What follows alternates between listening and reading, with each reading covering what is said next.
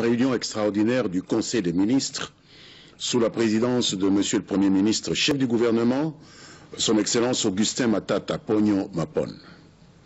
Un seul point était inscrit à l'ordre du jour, à savoir examen et adoption du projet de loi modifiant et complétant la loi numéro 06/006 du 9 mars 2006, telle que modifiée par la loi numéro 11/003 du 25 juin 2011, portant organisation des élections présidentielles, législatives, provinciales, urbaines, municipales et locales.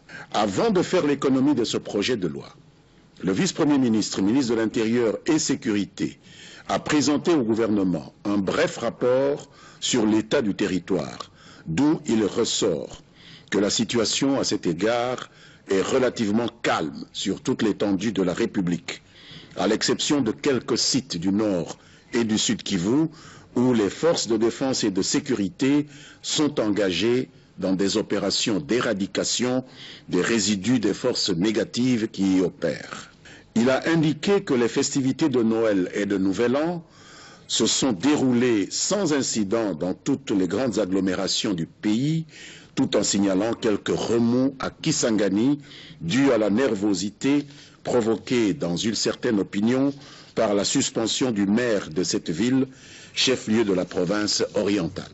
Par la suite, le vice-premier ministre, ministre de l'Intérieur et Sécurité, a détaillé les articulations du projet de loi modifiant et complétant la loi numéro 06/006 du 9 mars 2006, telle que modifiée par la loi numéro 11/003 du 25 juin 2011, portant organisation des élections présidentielles, législatives, provinciales, urbaines, municipales et locales. Ce projet de loi est la suite logique de l'évaluation des cycles électoraux que le pays a connus en 2006 et 2011 et qui ont été caractérisés par des dysfonctionnements qui ont altéré la transparence dans les opérations de vote et de compilation des résultats.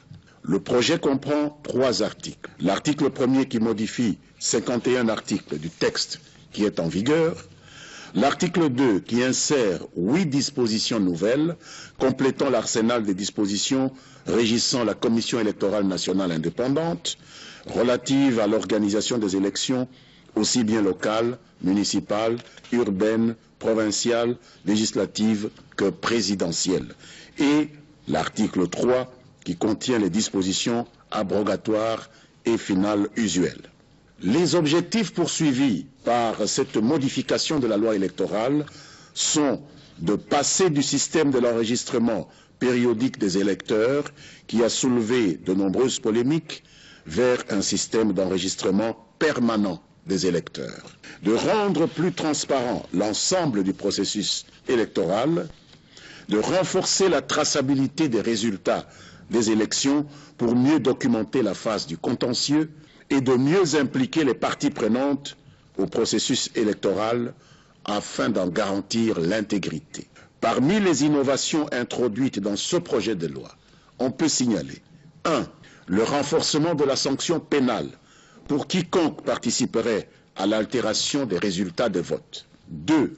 L'ajout de l'autorité administrative locale parmi les destinataires des fiches et procès-verbaux des résultats électoraux pour une publicité par affichage selon les modalités à fixer par la Commission électorale nationale indépendante. 3.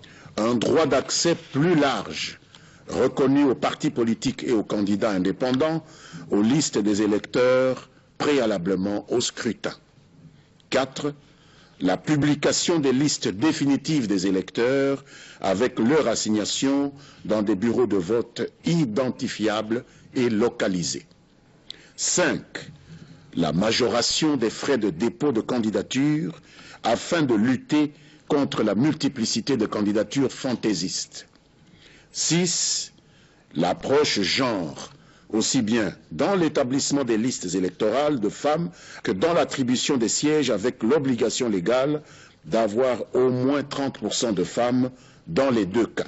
7. La cooptation des chefs de groupement comme membres de droit des conseils de secteur ou de chefferie afin d'assurer la représentation de tous les groupements au sein du dit conseil de secteur ou de chefferie. 8. La possibilité donnée aux Congolais résidant à l'étranger, titulaires d'une carte d'identité et d'une carte consulaire, de participer à l'élection présidentielle dans les centres de vote déterminés par la Commission électorale nationale indépendante, pour autant qu'ils sont de nationalité congolaise, qu'ils sont majeurs au terme du droit congolais et qu'ils ne se trouvent pas dans l'un des cas d'exclusion prévus par la loi. Après débats et délibérations, le projet de loi modifiant et complétant la loi numéro 06/006 du 9 mars 2006, tel que modifié par la loi numéro 11/003 du 25 juin 2011, portant organisation des élections présidentielles, législatives, provinciales, urbaines, municipales et locales, a été adopté par le Conseil des ministres. Il sera transmis aujourd'hui même à la représentation nationale pour examen et adoption en procédure d'urgence. Commencée à 7 heures, la réunion extraordinaire du Conseil des ministres s'est terminée vers 8 heures. Je vous remercie.